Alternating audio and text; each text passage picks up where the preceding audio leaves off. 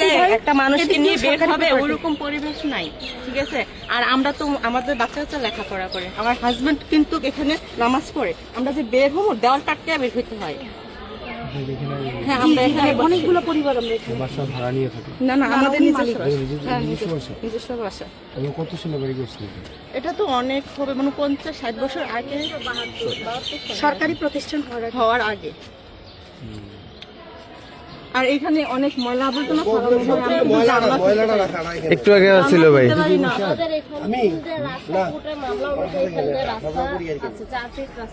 আমি সরকারকে পূর্ণে 2 শতক জায়গা দিয়ে আমি দিকটা রাস্তা পেয়ে মানে আছে আমাদের আর কি, এখন আমরা ব্যবহার করতে পারতেছি না। এখানে 20টা পরিবার বেশি করে ময়লা ফেলায় ভাই, এখানে 20টা পরিবার আমরা বন্দি অবস্থা। আমাদেরকে কি করবেন? আমরা আসছি, আপনি একটা ব্যবস্থা করে দেন আমাদেরকে। প্রত্যেকদিন হাসপাতালের বর্জ্য আবর্জনা কি ফেলানোর জায়গা? এখানে আমরা বসবাস কয়টা ফ্যামিলি আছে? বাচ্চারা স্কুলে যায় ভাই। কয়টা বিল্ডিং? 20টা হবে।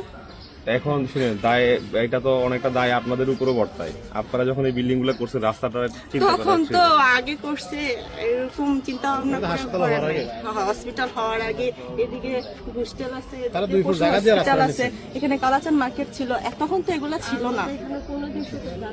আমরা এখানে কিন্তু জায়গা দেওয়া আছে, হসপিটালে জায়গা দেওয়া আছে 15-2 শতক জায়গা দেওয়ার পরিবর্তে আমাদেরকে এখান থেকে চলাফেরার রাস্তা দেওয়া হয়েছে।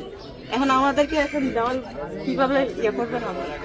আমাদের কোর্টের রায় অনুযায়ী রাস্তা বহাল আছে, রাস্তা আমরা ব্যবহার করতেছি, গেটও আছে, কাগজপত্র আছে, সবকিছু আছে, চলমান আছে।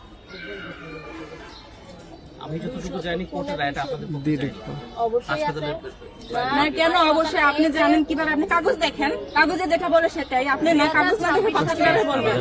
কাগজ দেখেন, আমরা 2বার রায় পেয়ে আসি এই রাস্তার বিরুদ্ধে। আমরা 2বার রায় পেয়ে আসি। ঠিক আছে। আচ্ছা আচ্ছা, আপনার বুঝলাম, আমাদের কোনো কাগজপত্র নাই, কিচ্ছু নাই। আমি তো এই দেশের একটা নাগরিক, হ্যাঁ, আমার একটা চলাফেরার অধিকার আছে না? আমরা কি বাক্সবন্দী হয়ে ঘরের মধ্যে থাকবো? আপনি বলেন, তাহলে আমরা কোন দিকটা বের হবো বলেন? আপনি বলেন। আর এখানে তো শুধু আমাদের পরিবার না, এখানে সাধারণ জনগণ বলতে অনেক স্কুল কলেজের প্রত্যেকটা স্টুডেন্ট এদিক দিয়ে আসা যাওয়া করে। ঠিক আছে, আমি হচ্ছে এদের সুদাকার লিখে সেদিকে যায়। আচ্ছা ঠিক আছে, আমরা এই বিষয়ে কথা বলি, আমরা ভেবে দেখি, আপনাদের কাছে কোনো একটা ব্যবস্থা তো করতে হবে। ময়লাটার ব্যাপারে আরে ময়লা আছে কোনো বিষয় না, আমরা তো বের হতেই পারি না, ময়লা তো বিষয়। বিএমডিসি রেজিস্ট্রেশন আছে, অজুহাত দেওয়া হয়েছিল যে আমি নাকি দালালের রুগী দেখি, কিন্তু টোটালি আমার প্র্যাকটিস এখানে বন্ধ। উনি 3 মাস 5-6 মাস যাবত আমার এখানে প্র্যাকটিস বন্ধ, হ্যাঁ, কিন্তু আমাদের চলাফেরার জন্য ময়লাটা এখনো ফেলানো হচ্ছে, এখনো ময়লাটা সরানো হচ্ছে। আগে ভাই ময়লাটা সরাইছি। BMDC রেজিস্ট্রেশন দিছে, আমি 74টা ড্রাগ লিখতে পারবো। ভাবি এটা তো আপনারা এখানে ভাড়া থাকেন, 2 দিন পরে চলে যাবেন, কথাটা বুঝেন। হ্যাঁ, আমরা তো এখানে বাসিন্দা, আমরা থাকতে হবে। ব্যক্তিগত ক্ষোভের উপরে তো এতগুলো আমাদেরকে কষ্ট পাওয়া থাকতে যায় হবে না। ভাই, আপনি আমাদেরকে একটু বের হওয়ার একটা ব্যবস্থা করে দেন। নিয়মে যেটা আছে, যেটা বলছেন কোর্টের একটা আপনাদের হ্যাঁ হ্যাঁ, কাগজ আছে, রায় আছে, ওইটা ওনাদের সাথে ইনু মহোদয় আছে, অনেক জানানো হয়েছে, না ইনু মহোদয়ের সাথে কথা বলে ওনাকে জানানো হয়েছে। তবে যেখানে ধরেন আপনি ক্যান্টনমেন্টের মধ্যে দিয়ে চলাফেরা করতে পারবেন। এটা তো একটা কেপিআই, এটা তো একটা হাসপাতাল, এটার ভিতর দিয়ে এভাবে তো চলাচল করা, এটা তো হাসপাতাল আমি চললাম না, আমাদের একটা রাস্তার ব্যবস্থা না, করে ঠিক দেন। আছে। এখন এখন কত সাল থেকে আপনি থাকেন? কত সাল থেকে? আমি থাকি 8-10 বছর হবে। 8 বছর। হ্যাঁ, আমার একটা শ্বশুর বাড়ি, আমার শ্বশুর শাশুড়ি মারা গেছেন। মানে আপনি থাকেন হচ্ছে 2016-17 পর থেকে হ্যাঁ, থাকেন। পর থেকে থাকি। খালি রাস্তা খাসের জায়গা আছে, ওই পাশে বাজারের ওদিক দিয়ে রাস্তাটা খুলে দিন। যে দিক দিয়ে হোক আমাদেরকে তো বের হওয়ার রাস্তা। এখন উনি আছে এখানকার রাস্তা যদি উনি করে দেন, উনি এখন না, উনি দায়িত্বে এখন আছে, কথাটা বুঝছেন, দেশের দায়িত্বে আছে উনি, যতদিন আছে আমাদেরকে চলতে দিবে, এটা তো আর নির্দিষ্ট হলো না। পারবেন, এটা খুব কমন একটা বিষয়। ধরেন হসপিটাল একটা সংরক্ষিত এলাকা, আচ্ছা, হ্যাঁ, আপনি জিনিসটা বোঝেন। এতক্ষণ আপনি বলছেন, আমি শুনছি, আমি কিছু বলছি আপনাকে। আমাদেরকে জায়গা দেওয়ার পরিবর্তে কিন্তু আমরা এখানে আপনি চলাফেরার এতক্ষণ পর্যন্ত সুযোগ পাইছি। বলছেন, আমি শুনছি। আমি একটা কথা বলি, তবে আমি তো বললাম যে নিয়ম কি আছে আমি জানি না, আমাকে কোর্টের রায় যদি থাকে সেটা ডিফারেন্ট দিন, কিন্তু স্বাভাবিকভাবেই আপনি একটা সংরক্ষিত এরিয়ার মাঝখান দিয়ে তো আপনি জনসাধারণের আসা যাওয়া করতে পারেন না, ওনাদের নিরাপত্তা বিঘ্নিত হয়, এটা খুবই স্বাভাবিক। রুগীদের হচ্ছে সেফটি সিকিউরিটি বিঘ্নিত হয় রেগুলার যদি আসা যাওয়া হয়, এবং হচ্ছে এখানে যে দালালদের একটা অভয়ারণ্য তৈরি হয়েছে, আমি যদি এতগুলো এক্সিট ডোর দিয়ে রাখি, এটা একটা পাঁচটা আছে, এখন ওনাদেরকে তো আমি বারবার করে প্রেশার দিতে পারবো না। একবার এই দিক দিয়ে আসবে, 5টা এক্সিট ডোর দিয়ে চলে যাবে।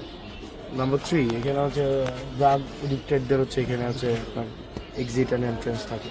আমরা কিন্তু একটা পুরাটাকে একটা সার্ভিলেন্সের মধ্যে আনতে পারতেছি না। এবং এইখানে আপনি যে বলতেছেন আমার বাসা ছিল এই বিল্ডিংটা, আপনি জিজ্ঞেস করছেন আপনি কত সালে ছিলেন, আমি এখানে যে 9 থেকে আমি এই বিল্ডিংয়ে ছিলাম। মামুন শাহরিয়ারের বাসাটা, ওনারা কিন্তু এখানে এখন আর থাকেন না। থাকেন না, এই যে এখানে বাবুল ভাইয়ের বাসাটা আছে, আমরা এখানে ছিলাম। থাকেন না, এই যে তো আমি এই বাসে সবাইকে আমি চিনি, এখানে মাঠে আমি খেলছি, আমি জানি। এখন বিকল্প শুনেন, মানে ধরেন নিয়মের বাইরে গিয়ে এটা তো আমার তো আর ব্যক্তিগত কোনো কিছু না। যদি আপনার কোর্টের নির্দেশনা থাকে তখন সেটা ডিফারেন্ট থিং, তখন তো আর আমাদের আবার আটকায় রাখারও কিছু না।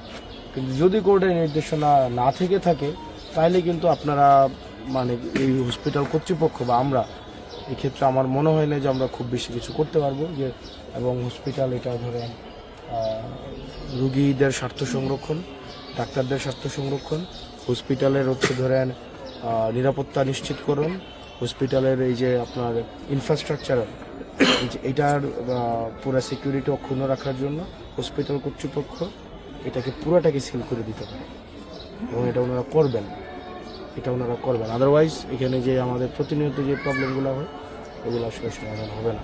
ওনার সাথে কথা বলি, উভয় পক্ষের জন্য হচ্ছে সুবিধা হয়, আমরা এমন কোনো কিছুই করি।